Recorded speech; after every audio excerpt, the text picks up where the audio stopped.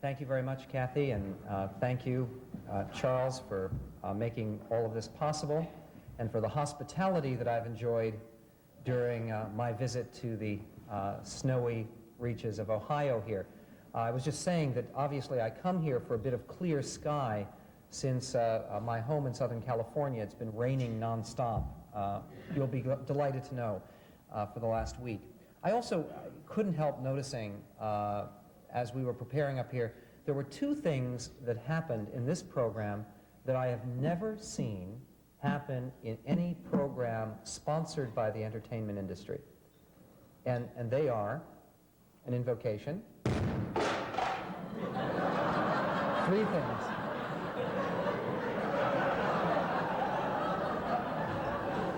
What's the other? Yes, that's right. Three things that I've never seen happen. And the other was a Pledge of Allegiance, but that was very dramatic. I hope that's not symbolic of anything. But to let the other shoe drop, no pun intended, you know, I published this book last November, which is just a couple of months ago, Hollywood versus America. And Oscar Wilde once wrote that there are two tragedies in life. One is not getting what you want, and the other is getting it. And as far as Hollywood versus America is concerned, I've definitely been savoring the second of these tragedies. Because clearly, when you write a book and you entitle it Hollywood versus America, you don't expect that you're going to be honored as Man of the Year by the Motion Picture Association. You know there's going to be a certain amount of controversy. I wanted controversy. I think controversy is very healthy, particularly for the entertainment industry, where the smug complacency of the establishment has seemed so unassailable for so many years. I may not have been fully prepared for the level of controversy which this modest little volume has been able to inspire. For instance, there was a front-page review in Variety, the Bible of the entertainment industry, a review written by the editor of Variety, Peter Bart, in which he said in part, Hollywood versus America is a chilling example of what can happen when a humorless authoritarian mind is inundated by the noise of popular culture. Purporting to be an examination of the state of the arts, this book is actually a nervous breakdown set in type. He went on to conclude his review by saying, and I quote directly, a good case can now be made that Medved should be banned from all future screenings, which I think is hilarious for an industry that is so prominently committed to the First Amendment. They believe in absolute freedom of speech unless you choose to use that speech to criticize the industry. But some of the other response to my book, I was delighted that my colleague David Denby, the film critic for New York Magazine, described Hollywood versus America, and again a direct quote, as the stupidest book about the popular culture I have read to the end, which I took as high praise indeed. And then one of my favorite reviews was the reviewer for the Detroit News, the TV critic there, ran this gigantic review with a picture of me. The headline was, Medved, and then full colon, critic's diatribe reveals his true vicious self, which I thought that was tremendous. And frankly, I have been enjoying the controversy. I only wish that people would be willing to debate me more often. Actually, this is a little bit of an aside. Last Monday night, I had the opportunity to debate Roger Ebert, who agreed to debate me. We debated in Palm Beach, Florida, to a very large crowd. The debate was moderated by Steve Allen. And Mr. Ebert had agreed that this debate was going to be televised after the fact, some weeks after, by C-SPAN. And apparently, there are now efforts underway by his representatives to prevent this encounter from being televised, which I find delightful. And the point is, what I have asked myself many times is, what is it about my work that has been so upsetting to so many people in Hollywood? Because really, there's nothing novel in what I'm saying. The basic theme of my book and of my work has been that the entertainment industry goes out of its way to assault the values of a significant segment of its audience, and that people are feeling increasingly alienated and disillusioned with the products of our popular culture. This isn't a surprising conclusion. I mean, when you go around the country, I don't find people saying, you know, movies today are better than ever. You know, I think Jack Valenti, who represents the Motion Picture Association of America, is the only person in the country who says that with a straight face. And he gets paid to say it. You don't find people who are thrilled with television. There was a Gallup poll last year in which they asked how many people felt that television conveyed positive values. 3%! Now, I don't know where they found the 3%. But the fact is there's a general disillusionment. And the question that I ask is a very simple question. Is why do people of every age group, of every political affiliation, of every religious perspective, why do people by such overwhelming majorities feel that motion pictures and television and popular music have gone into some kind of decline? Is it that the camera's out of focus? The camera work is brilliant. It's dazzling. In the most outrageous pieces of celluloid excrescence, you sometimes find the most brilliant and beautiful photography. It's not the problem that the camera is out of focus. The problem, I would submit, is that the values are out of focus, that the messages and attitudes that this material conveys are out of touch with a significant segment of the potential audience. So why are people so upset? Is this such a radical notion? It's not a radical notion. It's an obvious notion. Hollywood has been in denial behavior. And the way they respond to anyone who suggests that what you're doing is irresponsible, that what you're doing is even wounding of your own interests, the way they respond to all of that is with three fundamental lies that you hear again and again and again from the entertainment establishment whenever anybody, from any perspective, dares to whisper a word of criticism. Those three lies are, number one, it's just entertainment. It never hurt anybody. Lie number two, we are just giving the public what the public wants. Lie number three, if you don't like it, you can always just turn it off. Anybody ever heard these arguments? You all have. They're very common. What I want to do with you this afternoon is to look at these three arguments, to give them their due, because they're so often heard and so seldom rebutted. And I want to explain to you why each one of these positions is fundamentally dishonest, why they are lies, and what's more, why Hollywood knows that they're lies. So let's take them one by one. The first line and the first lie is, hey, we're only entertainers. We're not in the business to influence anybody.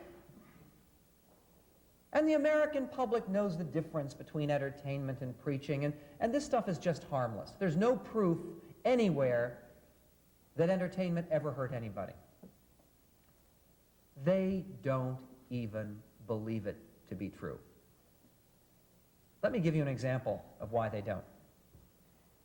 In an interview recently, the president of one of the major studios made the point that Hollywood actually had gotten a bad rap for being socially irresponsible, and he used as an illustration for his point that Hollywood was actually socially very responsible, playing a constructive role, the fact that, and I quote, the movie Lethal Weapon 3, for instance, has saved thousands of lives. Now, as I was reading this, I had to scratch my head. I mean, I was not immediately aware of the life-saving elements of this particular motion picture. But if you read on in the interview, he explains. You know why Lethal Weapon 3 saved thousands of lives? Because in the movie, just before they speed off on some high-speed chase, Danny Glover and Mel Gibson are shown to be fastening their seatbelts. Now, isn't this terrific? The idea is that people out there will see the main characters doing something responsible, buckling their seatbelts, and they will immediately and automatically imitate them. But then we are asked to believe that they're not going to imitate anything else. That when it comes to the eye gougings and the karate kicks and the knifings and the shootings and the falling out of high windows and smashing glass and high-speed car chases, nobody imitates that, right? Look at the inconsistency. Look at the way this industry pats itself on the back for constantly inserting in everything some kind of plug for condoms, right? That is now the big answer. Hollywood's gift to the world, condom consciousness, right? And I'll give you a particularly outrageous example of this. One of the movies we reviewed a few months ago was a major contribution to Western civilization called Dr. Giggles. Anybody here see Dr. Giggles? No one saw Dr. Giggle? You're just not admitting it. I know. Yeah, some of you students are looking sheepishly at your feet. Okay, in Dr. Giggles, there's a scene where two teenagers are alone in a room because the young girl's parents are away. And this is a Hollywood movie, of course, so they immediately begin taking off their clothes. And as things are getting more serious, the young lady immediately says, "Did you bring any protection?"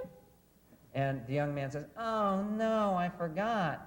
And she says, "Don't worry, I'm always ready." She opens a drawer, and there's a drawer just full of condoms, full of condoms. And they hold up a condom, and there's a close-up of the condom. I think you can see the brand name. And you know, then you can see the people at Universal Studios who made this piece of trash saying, "Isn't this terrific? Even in our little slasher movie, we are teaching people responsible behavior." But then 30 seconds later, Dr. Giggles arrives, and he slices both the boy and the girl into little pieces. The condom didn't protect them from that.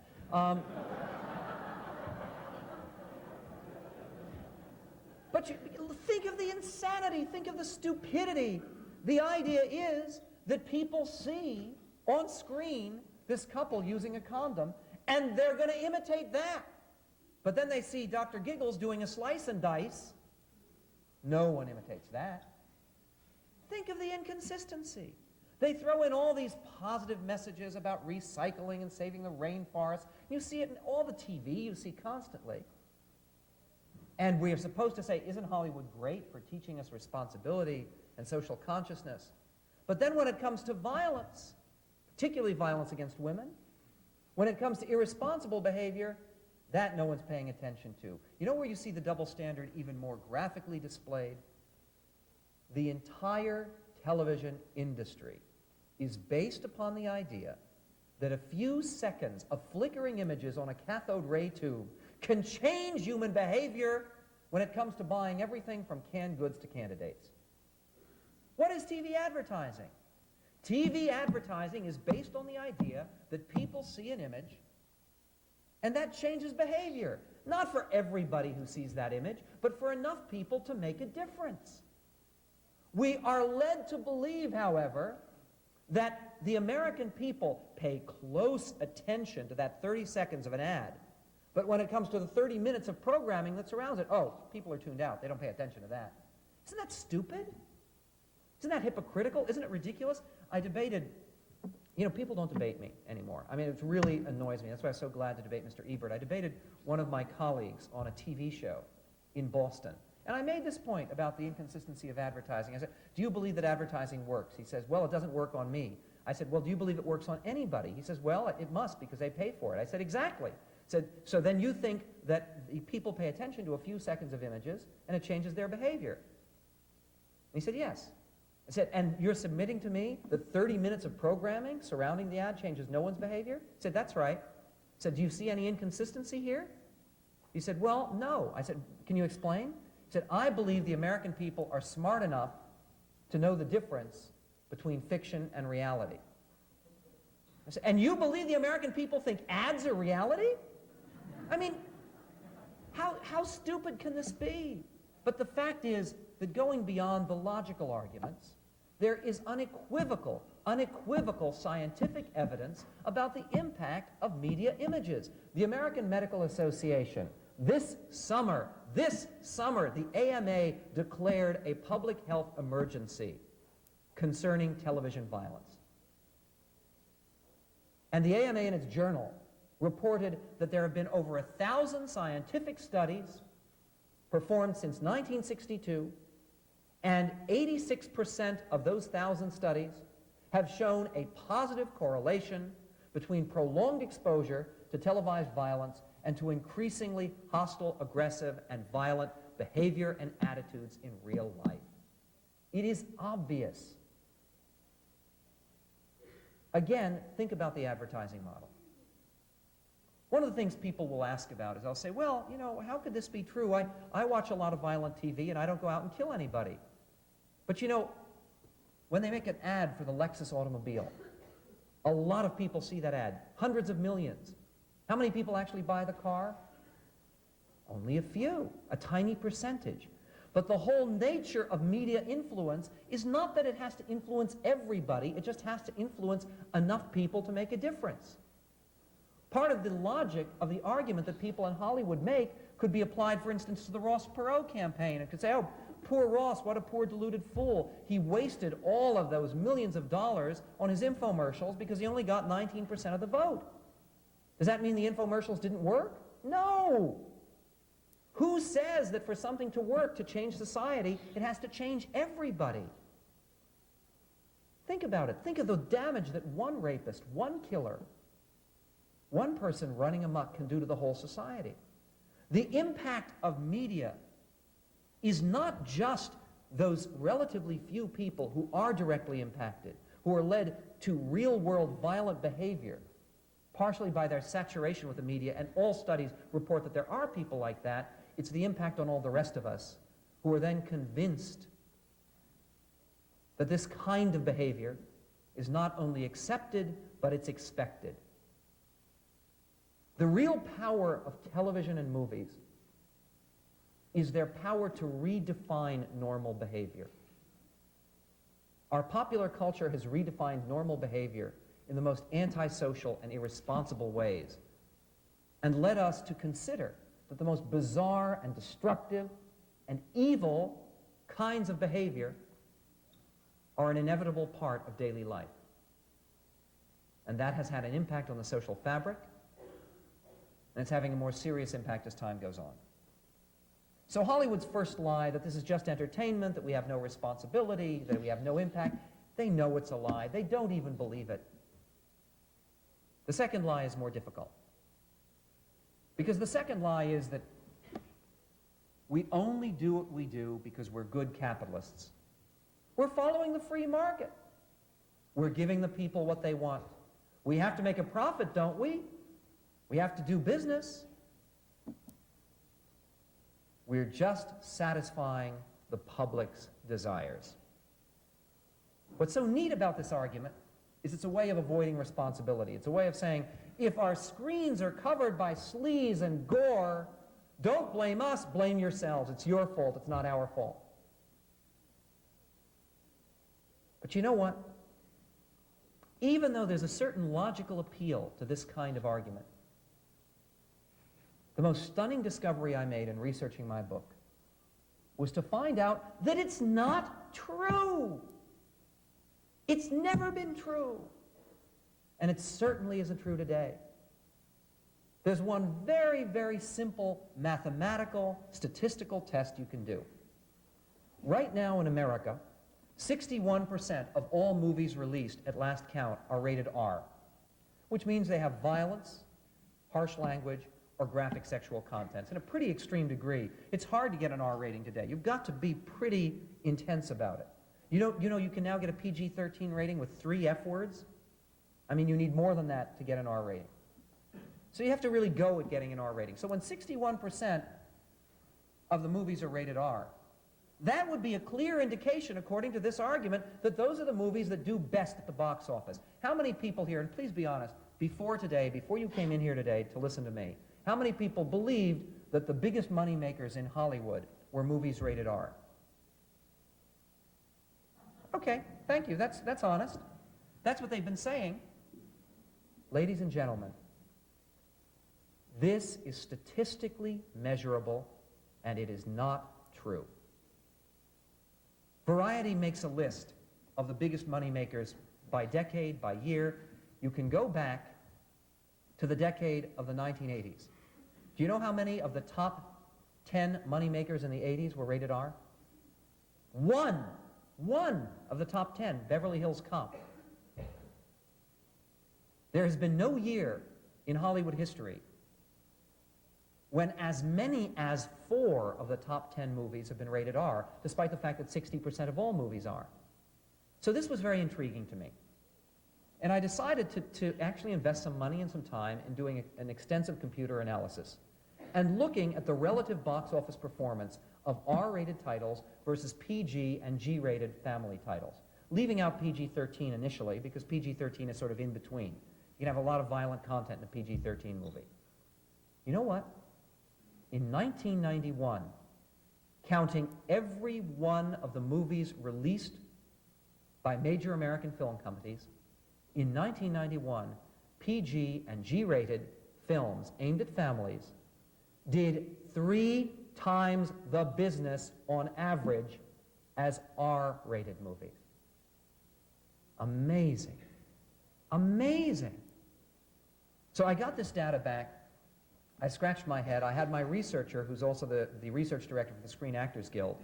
I said, this can't be right. Go back, check it again. Checked it again, it was right.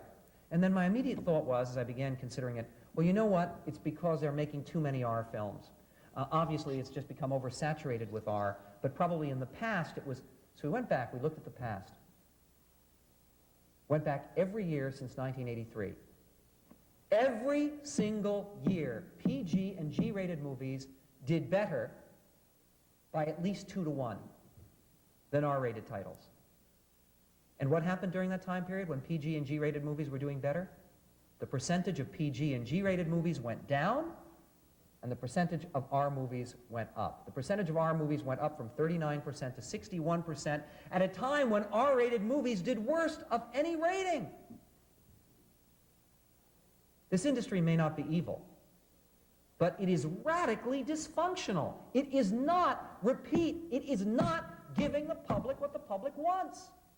Your sense that you are not getting what you want is confirmed by the numbers. You know, maybe there's some people out there who like what Hollywood is creating. I mean, I think most of those people are drooling, subliterate, violence-prone, hormone-addled adolescent males. I mean, you talk about what the public wants. Do you know the Screen Actors Guild figures show that 72% of all characters in motion pictures in the last 5 years have been male? You know, I wouldn't want to live in a world that was 72% male. What do you think that world would be like? It would be like the world up there on screen where people are killing each other every 2 minutes. You know, this data on R rating, PG rating, made quite a splash when my book first came out. And a number of people in Hollywood, according to some rumors, Clint Eastwood was one of them, hired Paul Kagan Associates, which is the most respected, venerated entertainment industry analysts, to do their own study of PG and R. They came up with exactly the same data that I had. And showing that even in the last few years, when it's been very obvious that our pictures do worse, the percentage of our pictures have gone up. You know, what was the top, of all movies released in 1992, what was the top moneymaker? Does anyone know? Aladdin, by a long shot. Aladdin's rated G. Do you know how many pictures total are rated G? 1.6%. Is this nuts? Do you know that in 1991, 2 of the top 10 movies, in a year when less than 2% were rated G, 2 of the top 10 movies were rated G. You know what they were? Beauty and the Beast and 101 Dalmatians. 101 Dalmatians, in its 5th re-release, did more business than Bugsy. Unbelievable. But to just give you a further illustration of why the industry is lying when they say we give the public what it wants, why are most pictures rated R? Does anybody know? They're not rated R for violence or sexual content. They're rated R mostly for language. There is absolutely no basis for believing that there is an audience out there that craves hearing their favorite stars talk dirty. That audience does not exist. I have never in my life heard of anyone who left a motion picture saying, you know, Mabel, that was a pretty darn good movie, but I just feel cheated because I didn't get to hear Gina Davis say the F word enough. I've never heard of such a thing. People object to language all the time, but where's the audience for it? And yet they keep including it. You know this movie Hoffa, right? Do you know how many times they use the F word in Hoffa? 268 times. Now, I've got to tell you here, I don't count them. I mean, I'm too busy watching the movie. I subscribe to a service from Boca Raton, Florida, where apparently they send out these weird little guys with counters who count the F words and the S words, but they're kept very busy recently. But, you know, think about it. You know, 268 times in one movie that's less than 2 hours long. This is unbelievable. Do you know how easy it makes it for a screenwriter? You just keep hitting the same key on the word processor. I mean, it's just... It's not... What's the market for it? What's the market for this feeling of assault? Do you know what? PG-13 movies? 73% of PG-13 movies have the F word or the S word. PG movies, 46% have the S word.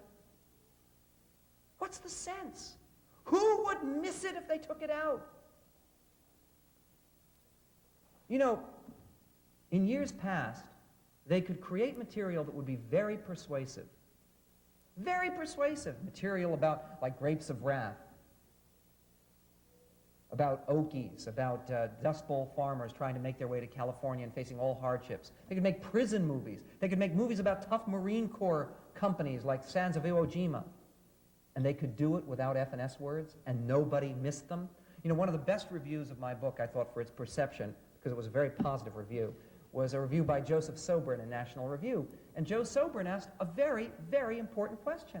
He said, Mr. Medved's book suggests to me the question, would Casablanca have been improved by the inclusion of a nude sex scene between Rick and Ilsa? Good question. But you know, if they remade the movie today, that would be there. There is no demand for this material. It doesn't exist. They're not responding to the public. And I'll give you one last example of how they don't respond to the public, and one that's very sensitive, but I think very important. Steve Martin, who's one of the most talented, I think one of the most gifted entertainers, actors, and comedians around, has made some movies I like very much, movies like Father of the Bride and Roxanne. Steve Martin came out with one of the biggest flops of this Hollywood season during the holiday season, a movie called Leap of Faith. Huge flop, cost close to $40 million to make, starred Liam Neeson, Steve Martin, Deborah Winger.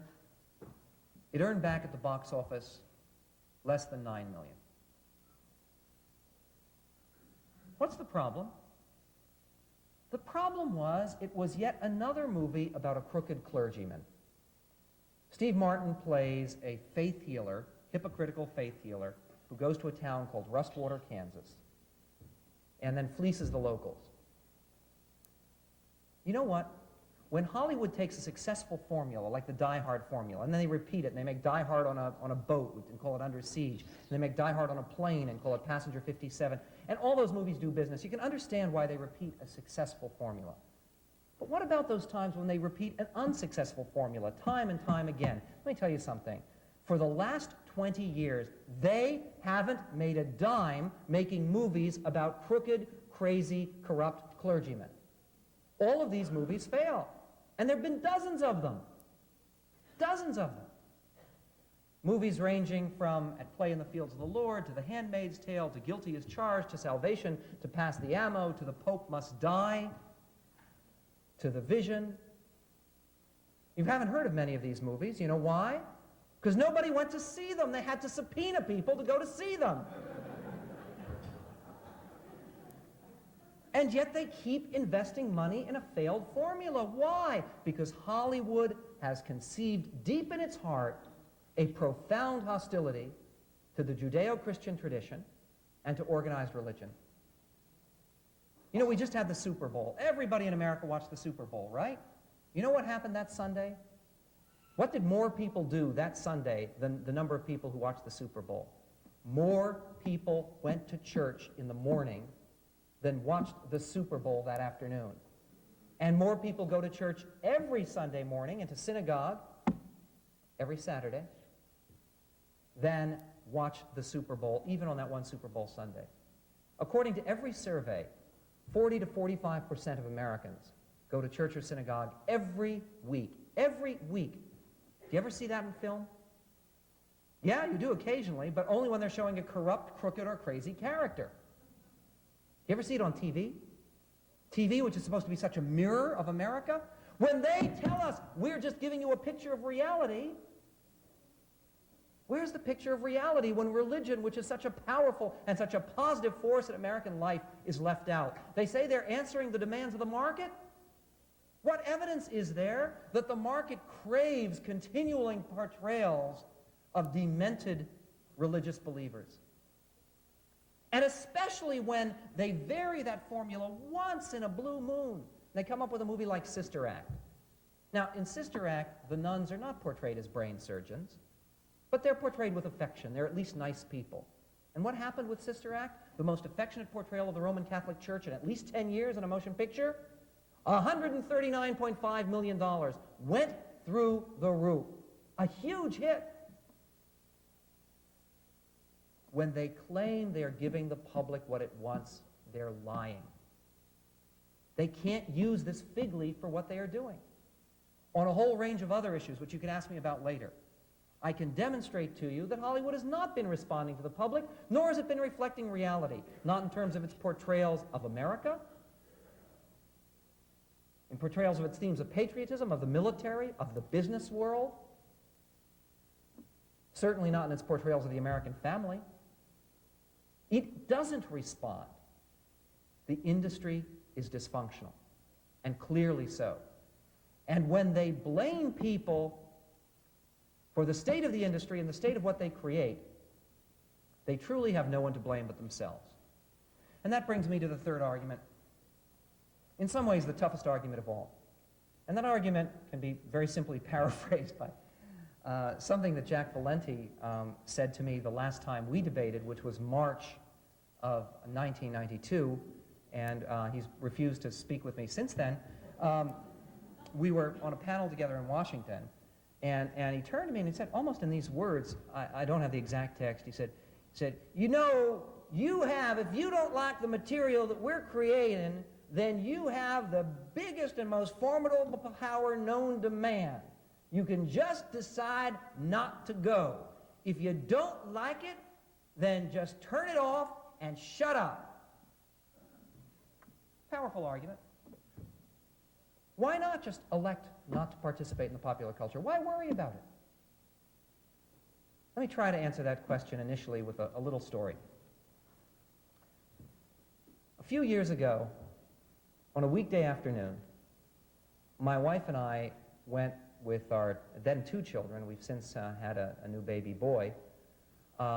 We went with our 2 children for a picnic. And we drove up to a lake near Santa Barbara. Beautiful lake, on a wonderful day in April. Fleecy clouds, high sky. It wasn't raining. You didn't used to rain in Southern California. I mean, there must be something biblical about what's going on. And in any event, so we went out there, and it was terrific. And we drove up to this little picnic grounds right at the shore of the lake. And my daughters got out, and they were at the time just 3 and 1. They were little tiny kids. This is just a couple of years ago. They're now 6 and 3.5. But as they went out, they saw there were a bunch of ducks at the lake shore. And they were thrilled, I mean, ducky, they're chasing after the ducks and the ducklings.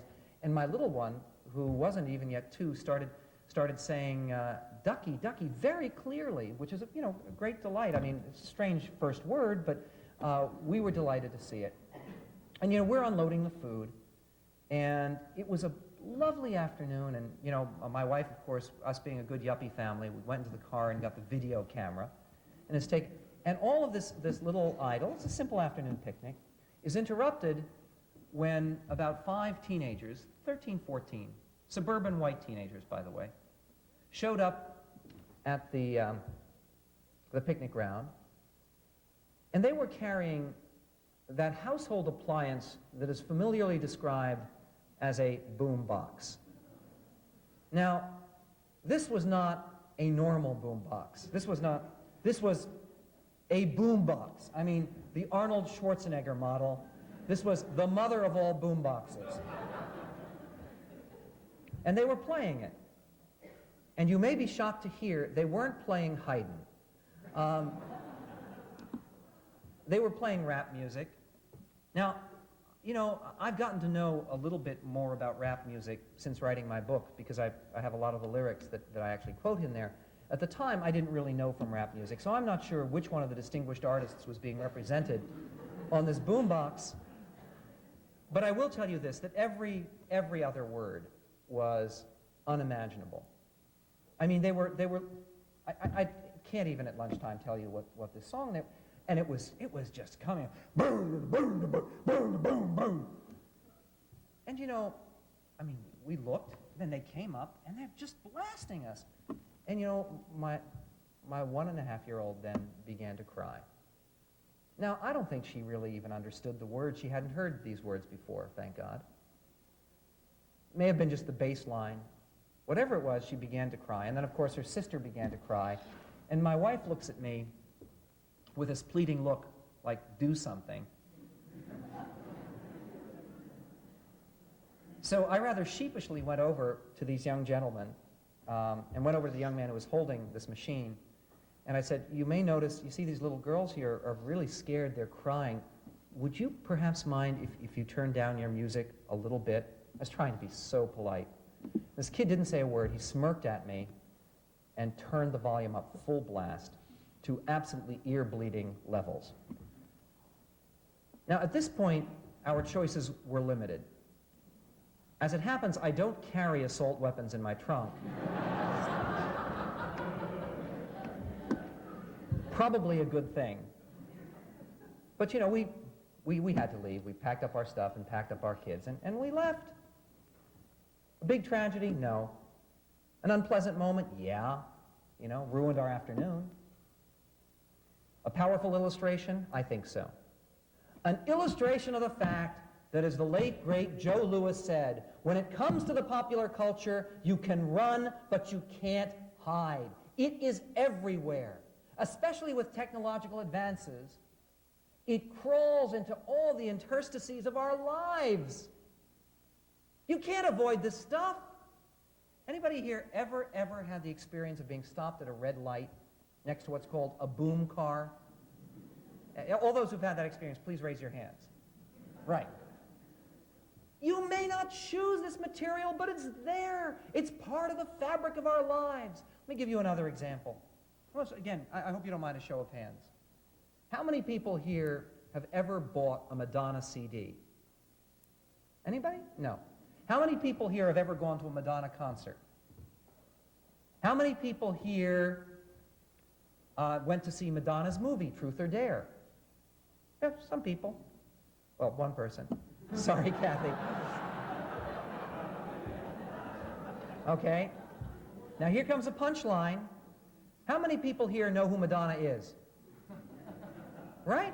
We all do! You know what? I want to tell you something. We never chose to make this lady part of our consciousness.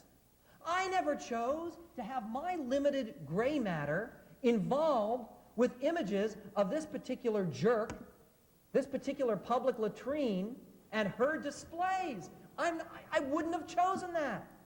I didn't elect for it to happen, but there it is. You can't avoid it. You know, people who say if you don't like the popular culture, turn it off, that's like saying if you don't like the smog, stop breathing. You don't have a choice. I guarantee you, in nearby Pennsylvania, there are Amish kids, and they know who Madonna is. She's on every magazine. She's everywhere. You cannot avoid her. And you know what? Even if through some heroic effort, you're able to protect your own children and yourselves from this material, what about everybody else's kid? What about everybody else's kid? You know what? I try to be a good daddy. I have not taken my children to see either of the Terminator movies, right? I think it would be a bad idea for a 6-year-old. But when my daughter was in kindergarten, I couldn't believe it. She brings this little boy home to play, and this little boy at a very nice, lovely, private, parochial school comes to my house, carrying a Terminator doll. Have you seen the Terminator dolls that they're selling to our kids? It's unbelievable. It's a little image of Arnold, and it talks. You pull a little string at the back of its neck, and it talks. I think it speaks more clearly than its real-life model.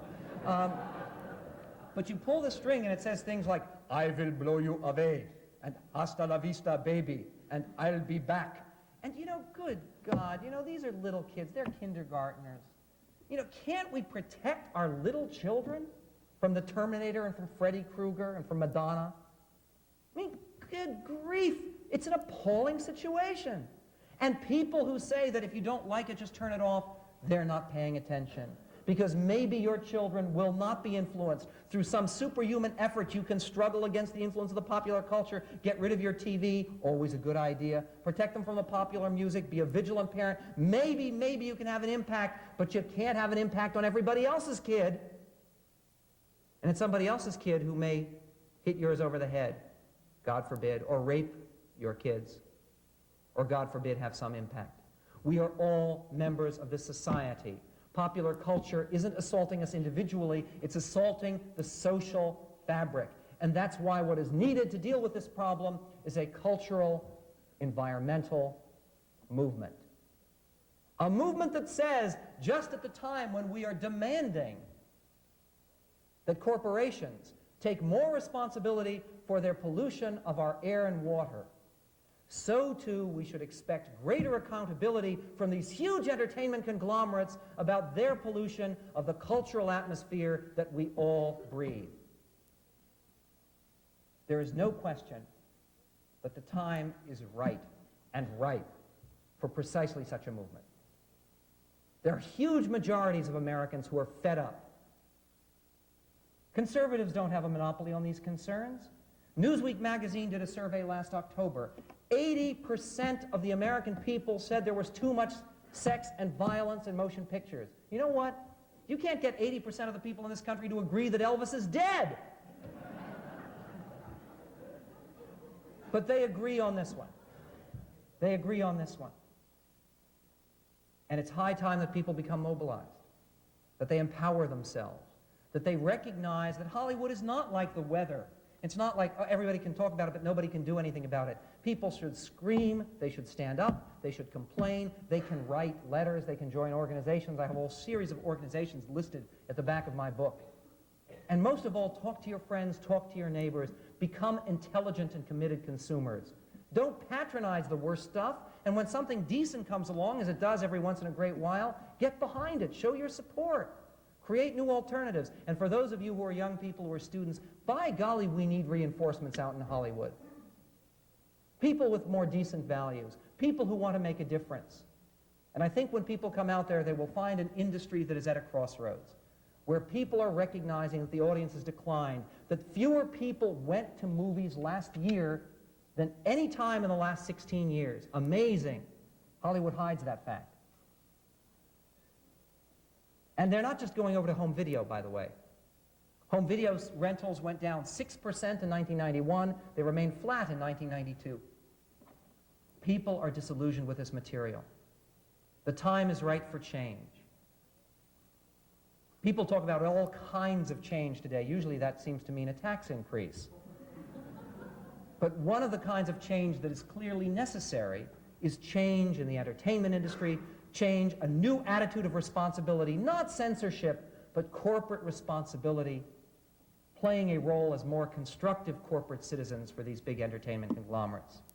And I believe if you engage yourself in those efforts, along with people who are already in the entertainment industry, we have real hope at this point to begin to move in the years ahead toward Hollywood reconnecting with its audience and a popular culture that once again may be as decent, as noble, as fundamentally heroic as the great people who live in our beloved country. I thank you for your attention, and I look forward to your questions.